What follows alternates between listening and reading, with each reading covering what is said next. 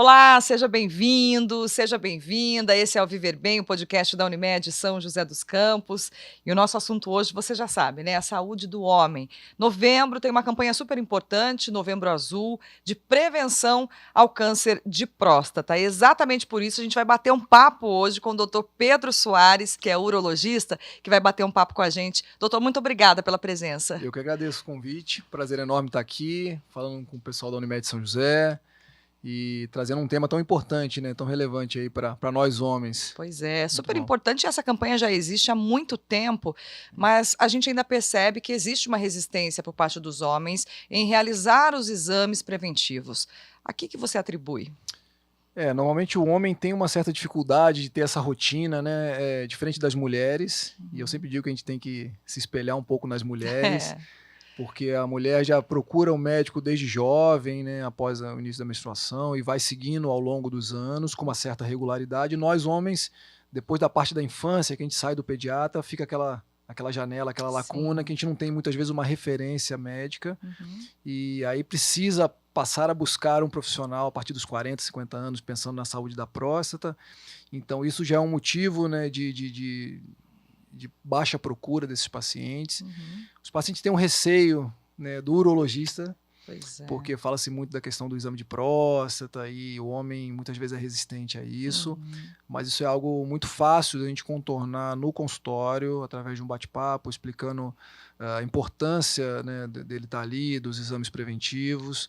Então, e cada vez, né, com as campanhas como essa aqui, levando informação de qualidade, a gente tem observado uma adesão muito grande, né, tanto os pacientes nessa faixa da investigação da parte prostática, quanto pacientes mais jovens também. Têm procurado para exames de rotina, isso deixa a gente muito feliz, né? Hoje, qual que é a indicação? O exame ele deve ser feito a partir de que idade? Perfeito. A gente tem uma recomendação da nossa sociedade, né, a Sociedade Brasileira de Urologia. Eles recomendam a busca do urologista a partir específico para a questão prostática, a partir dos 45 anos, para quem tem histórico familiar. Por exemplo, teve um pai, um irmão com câncer de próstata. Pacientes negros também, que podem vir a desenvolver formas mais agressivas de câncer de próstata. A gente precisa iniciar essa pesquisa antes. E população geral a partir dos 50 anos. Mas tem uma campanha dentro da sociedade também que busca esses pacientes, adolescentes, adultos jovens, a estar procurando, mesmo sem o foco estar relacionado à parte prostática. Para já começar exames de rotina e manter um acompanhamento, né? Porque tudo que a gente faz com uma certa rotina, de uma forma preventiva, a gente consegue melhores resultados aí para prevenção e, né, promoção de uma saúde global do homem, né? Com certeza. Agora, o diagnóstico ele é feito de diversas maneiras, né, doutor? Sim. O quão eficaz é o exame de toque, por exemplo, que Perfeito. é o que mais assusta, digamos assim, os homens? Isso aí é um baita tabu no consultório, né, como eu disse. E muitos pacientes perguntam, doutor, mas só o exame de sangue não é suficiente? Sim. E a gente tem um exame de sangue, que é o PSA, Uhum. tá, que é uma substância dosada no sangue. Ele é específico, só a próstata produz, né? É próstata, órgão específico. No entanto, ele não é doença específica, ele pode aumentar em diversas situações. Mas para nós, urologistas, é uma ótima ferramenta diagnóstica, porque ele dá uma ideia que pode haver um problema que precisa ser investigado. Mas só o PSA não é suficiente, tá? A gente normalmente diz que quanto mais métodos a gente associar, e aí entra o PSA, entra o ultrassom e o toque, né, a gente tem mais chance de fazer diagnóstico. Tem uma estatística importante que eu sempre uso para tentar convencer os pacientes a fazer o exame de toque, que é justamente o seguinte: 20% dos pacientes com câncer de próstata têm PSA normal e o diagnóstico é feito através do toque. Então eu costumo dizer que é um exame super simples, super rápido, tá, indolor, né? E a gente consegue, na palpação da glândula, né, prostática, a gente consegue perceber alguma nodulação, alguma área endurecida, e a partir daí dá continuidade na investigação através de uma biópsia para ter o diagnóstico definitivo da doença. Porque o definitivo vem com a biópsia. Biópsia. Sem biópsia você não tem como, mesmo uma elevação de PSA, por exemplo, né? Tem paciente que tem uma hiperplasia benigna da próstata, que é um outro tipo de doença relacionada à próstata, e todos os homens vão ter um crescimento prostático. Pois né? eu sempre ouvi dizer isso, que o homem é inevitável. A próstata vai ter um aumento ali ao longo da vida, né? E isso pode ou não gerar sintoma, né? Basicamente, assim, para ficar fácil para os ouvintes aí, espectadores, né? Aham. A gente tem 3 situações, 3 tipos de doença da próstata. É o Uhum. câncer de próstata, né, que talvez seja o tema principal.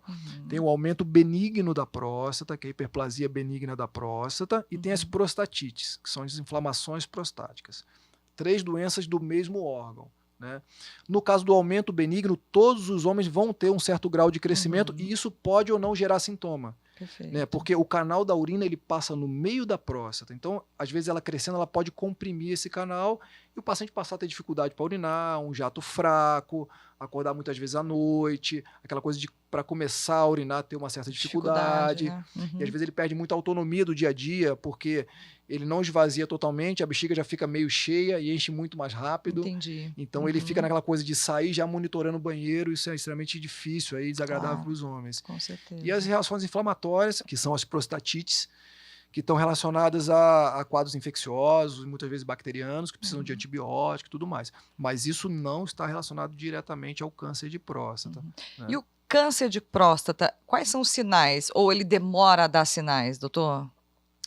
É muito importante, né, a gente ter campanhas de informação de qualidade, porque na enorme maioria dos pacientes se apresenta de forma assintomática. Perfeito. Isso Uhum. aí é uma preocupação nossa. Por isso que existem campanhas para atrair esse paciente para o consultório.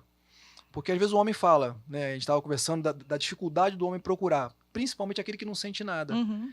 E aí ele fala, não estou Tá sentindo tudo nada, bem, estou né? ótimo, vou tocar o Uhum. barco e não vou me preocupar com isso. Então, as campanhas, né, elas traçam diretrizes para trazer esse paciente para o consultório, porque na enorme maioria dos casos a doença é totalmente E assintomática. ela pode ficar sintomática por um bom tempo. Por um bom tempo. E nesse tempo, às vezes a doença está evoluindo. Sim. Às vezes uma doença mais simples, de um tratamento mais simples, mais objetivo, com menos efeitos colaterais, né, a gente perde esse time pelo tempo de evolução. Sim. Né? Uhum. Então, realmente, essa busca precoce faz toda a diferença, né? O diagnóstico Perfeito. precoce e o tratamento precoce. Pois é, quais são os tratamentos, né? E quanto antes, acredito que o diagnóstico for realizado, maiores são as chances de cura e sem Perfeito. nenhuma consequência mais grave, né? Perfeitamente. Na verdade, existe uma estatística que a gente usa muito também para orientar os pacientes, é o seguinte, quando adequadamente diagnosticado e quando adequadamente tratada, o câncer de próstata tem uma chance de cura em torno de 90%, independente do estadiamento dele. Né? Só que, obviamente, mais precoce fica mais fácil, o paciente sofre menos com o tratamento. A gente tinha comentado que na maioria dos pacientes é assintomático, mas dependendo da situação, tem um ou outro sintoma que chama a atenção. Por exemplo? O próprio sintoma urinário, aquela dificuldade para urinar e tal, às vezes pode ser da hiperplasia, mas o câncer de próstata também pode gerar. Entendi. Sangramento na urina. Né? Então, assim, todo sintoma relacionado à parte urinária deve ser investigado, principalmente em pacientes que estão naquela faixa etária de risco ali, que seria a partir dos 45, 50 anos de idade. E aí é possível tratar, de repente, se aquele paciente é diagnosticado precocemente, é possível tratar só com quimioterapia, medicamentos, perfeito. ou todos os casos têm indicação de cirurgia? Não, nem todos os casos, tá? Você faz o diagnóstico, né, através da biópsia, e aí os pacientes precisam ser estadiados. O que é isso? Você vai avaliar se a doença está confinada à próstata ou se já existe foco de doença em outras regiões do corpo. Isso tudo faz o paciente passar por tratamentos diferentes. Que é a tal da metástase, doutor? Metástase, exatamente. Em geral, a metástase prostática ela vai muito para ossos do quadril, parte de coluna lombar. Isso acontece. E quando já caracteriza uma doença metastática, muitas vezes a gente não faz nem a cirurgia, já opta por outros tipos de tratamento. Perfeito. A cirurgia, na verdade, assim, basicamente são 3 modalidades de tratamento. Para doenças que são pouco agressivas, né, aquele câncer que tem uma célula mais simples, né, apesar de ser um câncer de próstata, a gente tem células que têm uma evolução muito lenta, muito pouco agressiva, um perfil pouco agressivo, até a vigilância hoje em dia pode ser utilizada. Às vezes você não opera o paciente, você simplesmente acompanha esse paciente, porque muitas vezes o tratamento é mais mórbido, mais agressivo do que a própria doença. Entendi. Né? E a gente vai falar de cirurgia e a gente sabe que algum dos efeitos colaterais desse tratamento envolve a parte da potência sexual. Pois é. E isso é uma preocupação para muitos homens. Muitos homens. Até homens apresentando resistência de fazer o tratamento por conta da impotência sexual que pode acontecer. Pois é, por que ela acontece, doutor? Vamos entender aí. É o seguinte, a próstata, ela fica na pelve logo abaixo da bexiga, né? E só para fazer um briefing rápido, o objetivo dela é produzir um líquido, que é o líquido prostático. Quando o homem ejacula, a maior parte do líquido que sai é líquido da próstata. Legal. E esse líquido tem por objetivo alcalinizar o pH vaginal e nutrir os espermatozoides, para eles cumprirem a missão deles. Certo. Na posição que ela está, a gente tem um feixe de nervos que passam lateralmente e inferiormente à próstata. E esse feixe de nervos estão envolvidos no processo da ereção. Então, numa eventual cirurgia, por exemplo, que você vai tirar a próstata, hoje em dia, né, a gente tem algumas modalidades de tratamento, a gente já pode falar sobre isso, mas a gente sempre tenta preservar ao máximo as estruturas do entorno e tirar só a próstata, né? Porque para não comprometer, de repente, a ereção, né? Porque às vezes você compromete esses nervos e claro que doenças mais agressivas a gente precisa tirar mais tecido e tal. O paciente tem uma probabilidade maior, mas eu diria que pacientes mais jovens e com doença menos agressiva, a gente tem tido muito bons resultados no tratamento cirúrgico na manutenção da potência. E mesmo quando não há, existem alternativas também para ele recuperar. Sim, Doutor? Existem alternativas, isso é uma pauta também na conversa pré-operatória. Eu sempre tento conscientizar o paciente da importância do tratamento para o câncer dele, né, para o tumor dele. Porque o que eu observo? Às vezes você trata o tumor, o paciente fica bem, o PSA baixa, ele, né, já está no caminho da cura, que esse diagnóstico de cura é dado após 2 anos de segmento, a gente vai fazendo PSA, que é o exame de sangue a cada 3 meses. Perfeito. E tendo o diagnóstico de cura, ou até antes disso, ele já está preocupado com a potência, né, e com a continência. A continência também é uma complicação que pode acontecer na cirurgia. Eu não diria como uma complicação, mas muitas vezes uma consequência do ato cirúrgico, mas ela tende a se recuperar ao longo de dias, semanas ou até meses. A gente tem paciente que opera, por exemplo, que não usa fralda. A gente tem paciente que opera que usa fralda durante um tempo e às vezes precisa fazer uma fisioterapia, um tratamento complementar. Mas ele consegue recuperar essa recuperar, função. Exatamente. Eu observo que a incontinência é um dos principais fatores que também limitam a questão social desses pacientes, porque é constrangedor, às vezes você está usando uma fralda e, né, às vezes vaza a fralda, o paciente fica com cheiro de urina, e a gente tem pacientes que passam por isso, na verdade é a minoria, mas existe também tratamento para isso, né, no pós-operatório. Legal, é importante entender que o mais importante no momento ali é você remover e se curar do câncer, né? E depois buscar alternativas para essas consequências que às vezes acontecem, né, doutor? E uma conversa boa também antes, né, da cirurgia. Pois é, essa questão da disfunção, né, da impotência, no caso do pós-cirúrgico, é uma preocupação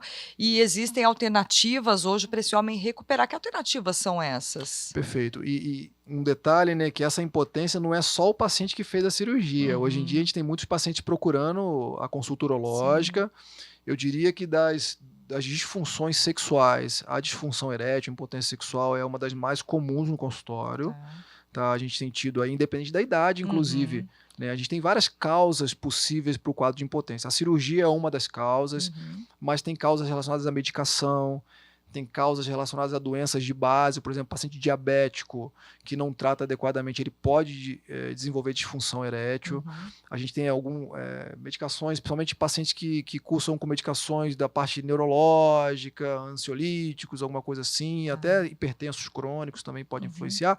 Mas eu acho que uma das principais causas também está relacionada à questão psicológica, a parte psicogênica. Não está sempre ligado à questão biológica e não, às vezes, emocional, também pode atrapalhar. E a gente recebe muitos pacientes jovens, né, que têm algum grau de disfunção erétil, você faz a investigação por protocolo, você dosa os hormônios, mas no bate-papo você já identifica que a causa, às vezes, é é mais relacionado à parte psicológica. Mas quando que a gente classifica que aquele paciente tem disfunção erétil mesmo? De repente, não foi só um dia? Como é que é feita essa classificação? Assim, existe até uma classificação para isso, né, relacionada à quantidade de falhas e tudo mais, só que vai muito do feeling da conversa com o urologista, né? Eu nunca, nesse tipo de situação, eu não encaixo um paciente muitas vezes numa definição, né? A gente gosta de sentir esse paciente, é o que você falou, às vezes acontece uma vez ou outra. Que é natural, né? Isso Natural, acontece, tudo super. bem, né? O homem se cobra demais, né? Ele sempre quer estar pronto para em condições de. Sim. Isso não é real, nós somos de carne e osso. Sim. A gente tem o dia que a gente está bem, tem dia que está mal, tem dia que está com problema no trabalho, e às vezes o paciente está um tempo sem fazer atividade física, e está mais sedentário, está se alimentando mal, tudo isso influencia, né? Eu falo que é um todo ali. Então, nessa coisa da gente sempre estar se cobrando demais, né? Muitas vezes quando a coisa não acontece como a gente imagina, né, aí gera uma série de gatilhos ali. Sim. E o homem trava. O homem depende muito dessa questão psicológica para fazer o processo iniciar. No consultório ele não fala assim a quantidade de vezes? É incomum o homem se abrir de fato? Incomum. Ele muitas vezes, isso aí é curioso, às vezes ele chega falando de outras coisas, ele chega comentando de outros problemas, ou aí quando ele sente a confiança em você, ele fala, doutor, tem mais uma coisinha. Às vezes no final da consulta. Aí fala, tô meio devagar, a patroa tá reclamando, eu tenho observado isso, aquilo. E aí você vai buscar esse paciente, claro, você vai dosar uma parte hormonal, mas no próprio bate-papo você já consegue tentar identificar a causa. E hoje em dia, até mesmo antes de fazer um exame laboratorial, alguma coisa assim, você já consegue medicar esse paciente, quando há necessidade, obviamente. E ele já sai do consultório mais confiante, ele toma a medicação, ele fica mais seguro. Às vezes pode ser uma medicação de uso contínuo, às vezes pode ser só durante um período ali. Pela sua experiência em consultório, doutor, você percebe que o problema está mais atrelado a questões hormonais ou não? Não. Acho que a parte hormonal talvez seja um dos menores problemas ali. Uma das coisas que chegam muito no consultório, né, é a questão da disfunção hormonal, que a gente chama, né, comumente de andropausa. Muitos homens têm uma baixa hormonal, né? Normalmente a partir dos 50 anos isso pode acontecer. E essa baixa hormonal, quando tem a comprovação do exame laboratorial, você dosa a testosterona, está baixa, e o paciente tem sintoma, muitas vezes a gente precisa repor a testosterona. Só que isso hoje em dia se tornou um problema, né? Porque, na verdade, assim, na urologia, a gente tende a fazer a reposição em casos específicos. O paciente que tem a baixa hormonal e que tem, por exemplo, uma disfunção erétil, às vezes o paciente chega com desânimo, quadro depressivo, enfim, parte cognitiva fica ruim, falha de memória. Então você tem uma série de sintomas relacionados à parte hormonal. Quando isso acontece, a gente está autorizado a repor, desde que tenha uma investigação prostática adequada, né, você faça toda a avaliação pré-hormônio. Só que eu tenho visto hoje em dia muitos pacientes jovens, adultos jovens inclusive, fazendo reposição hormonal para estética, academia, performance, né, o pessoal de esporte de alto rendimento tem usado demais. E isso pode gerar um problema sério para o homem, porque muitas vezes esse uso abusivo durante muito tempo faz uma inibição da própria produção do organismo. E isso aí a médio e longo prazo, além de você ter que ficar dependente, por exemplo, de uma reposição de testosterona para o resto da vida, você pode prejudicar também a produção dos espermatozoides, porque a fábrica é a mesma. Entendi. E aí esse paciente às vezes cursa com uma disfunção, enfim, algum problema de fertilidade conjugal, e aí você vai investigar, às vezes você identifica um uso prévio de anabolizante. Ou seja, o organismo entende que não precisa mais produzir porque você está nutrindo o organismo. É exatamente isso. De forma, né, artificial. Exato. A gente tem um mecanismo endógeno nosso, né, interno, que ele consegue fazer essas medições. Se está pouco, ele manda mais estímulo para produzir mais. Se está muito, ele entende que tem bastante, não precisa produzir. Doutor, eu queria voltar nessa questão da disfunção erétil para a gente colocar aqui alguns pontos que eu acho que são importantes, né? Quem está sofrendo com isso fica bastante angustiado. Tem alguma coisa que a pessoa possa, além de, claro, procurar um médico, né? Que ela possa fazer? Quais são as indicações, as recomendações? Perfeito. Eu acho que a primeira coisa para os casais, né, que passam por essa situação, eu acho que eles têm que sentar e conversar. Né? Eu acho que o homem tem que mostrar que não tem... Às vezes ele chega angustiado, doutor, ela acha que eu tenho alguém fora do Fora. casamento, acho que eu não gosto mais dela, que eu não Sim. sinto atração, mas às vezes não. Pontuar isso, que já tira uma responsabilidade do homem, isso é muito bom. Eu sempre penso o seguinte, tudo que é bom para a parte cardiológica é bom para a parte de ereção, parte Legal. genital e tudo mais. Então, para ficar uma forma prática de orientar esses pacientes, atividade física, bom para o coração, é bom para a parte de ereção e tudo mais. Boa alimentação, controle de estresse, e às vezes coisas simples que a gente não faz.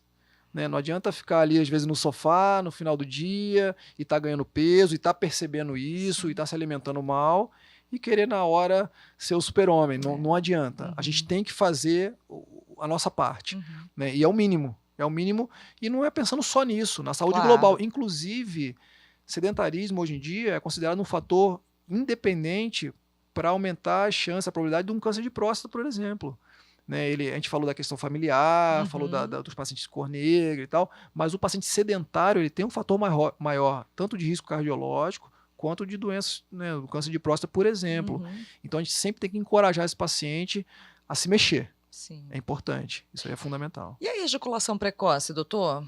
Ela é bastante comum? Super comum, super comum. O paciente às vezes pode vir associado, porque às vezes esse paciente ele fica a ejaculação precoce, a ejaculação rápida, né? Enfim, tem vários tipos de formas de chamar, ela muitas vezes está relacionada a um grau aumentado de ansiedade desses pacientes.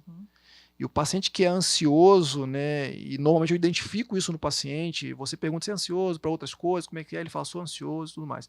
Então uma coisa pode vir atrelada ou não. Às vezes ele tem uma boa ereção, mas tem ejaculação mais rápida, que também gera um distúrbio, às vezes um bloqueio psicológico nesse paciente, cai muito a qualidade da vida sexual, às vezes ele é cobrado pela esposa, e às vezes essa ansiedade, além de influenciar na ejaculação rápida, que tem tratamento, tá? Pode influenciar também na parte da disfunção erétil.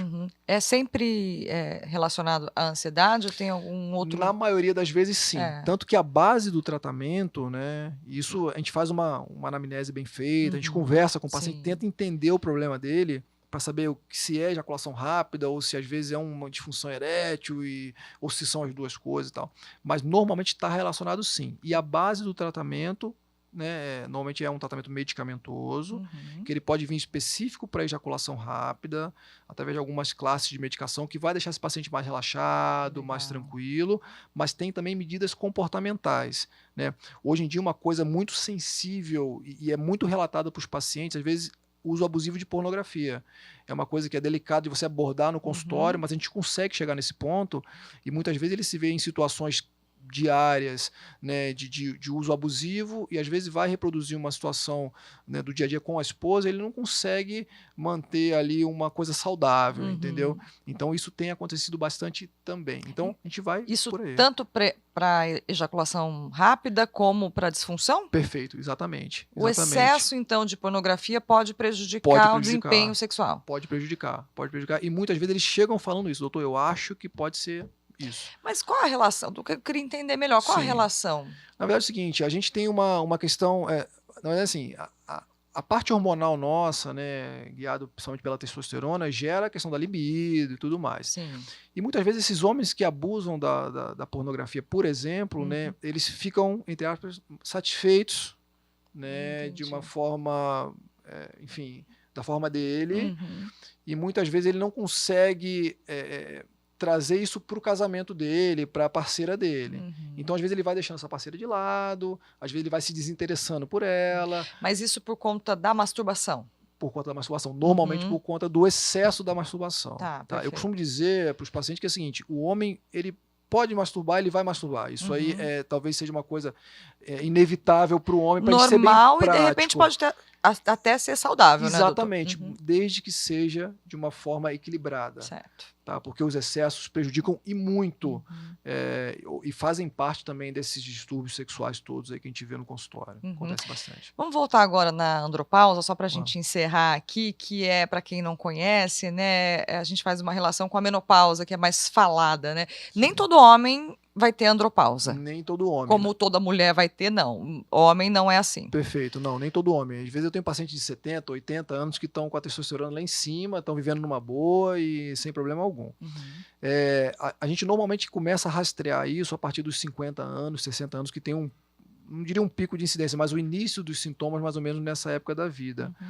Mas eu observo justamente aquilo que a gente estava falando, que não é um fator, às vezes, específico da baixa hormonal. Às vezes tem outras coisas que estão puxando esse hormônio para baixo, digamos assim. Pacientes obesos, né, que tem um índice de massa maior, que tem muita gordura visceral, abdominal e tudo mais, eles podem ter uma fragmentação, inclusive, da testosterona, fazendo uma redução desses níveis hormonais.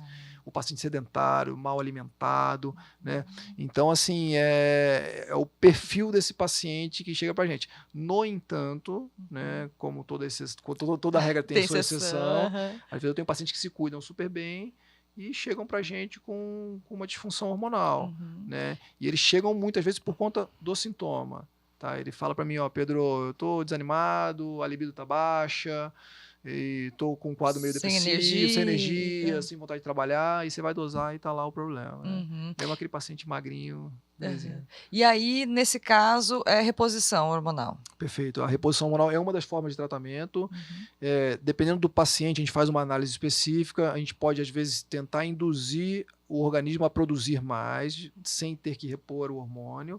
Mas na maioria das vezes acaba no hormônio, na reposição de testosterona. Isso pode ser por gel. A gente tem a opção de gel, tem a opção injetável. Na verdade, você normalmente coloca a mesma coisa ali dentro, só que por vias diferentes, né? Hoje em dia o pessoal fala muito dos chips, né? Que as mulheres têm usado bastante. Chip da beleza, exatamente. Né? Que muitas vezes nas mulheres vai com testosterona também. É possível fazer isso. Eu, particularmente, no consultório, gosto muito do gel. Porque o gel, na verdade, é uso diário, né? Uma reposição transdérmica, você passa ele no braço, no abdômen, tudo mais, diariamente, normalmente no período da manhã. E se você tiver qualquer problema com esse paciente, você pode parar imediatamente, né? Depois de um dia, acabou, o nível está normal. O gel, a testosterona injetável, né? Normalmente a duração dela é em torno de 3 meses. A gente faz aplicações a cada 3 meses. E aí não tem como controlar. Não tem como controlar. Ele tem um pico de testosterona, ele fica muito bem, depois ela vai decaindo gradativamente, mas naquele finalzinho ali, no final do segundo para o terceiro mês, ele já volta com os sintomas novamente. Entendi. Então, às vezes, o gel é uma boa opção, mas isso vai muito do urologista. Claro. Cada médico tem uma via de reposição que ele está mais habituado, né? Mas eu, particularmente, gosto muito do gel, porque eu acho muito prático e, principalmente, se precisar suspender, você tira a substância do organismo rapidamente. Né? Legal. Doutor, quanta coisa, né? É muita coisa. Muita coisa, muita informação, e é engraçado que a gente escuta pouco falar sobre a saúde do homem, né? É tão importante. E eu estava vendo um dado do Plano Nacional de Saúde que os homens, na comparação com as mulheres, eles procuram muito menos o médico, né? 80% das mulheres, aproximadamente, procuram, e 60% dos homens procuram os médicos, ou vão ao médico uma vez por ano, por exemplo, né? Então, é super importante esse bate-papo aqui para a gente deixar essa mensagem também, né? Que o homem precisa cuidar da saúde desde cedo, assim como a mulher normalmente faz. Perfeito. E muitos homens são levados pelas mulheres. Doutor, estou aqui porque minha esposa agendou essa consulta. Então, é uma forma de estar trazendo eles, levando que seja, pro consultório, né? Que seja assim. E que elas continuem servindo para nós como exemplo, né? Que vocês continuem servindo para nós como exemplo, para muitas outras coisas. Né? Bacana, doutor. Muito obrigada mais uma vez pela presença, pela participação. Foi muito bom o bate-papo. Eu que agradeço. Até a próxima. Até a próxima. E para você que nos acompanhou até aqui, muito obrigada. Espero que você tenha aproveitado todas essas informações. Até a próxima.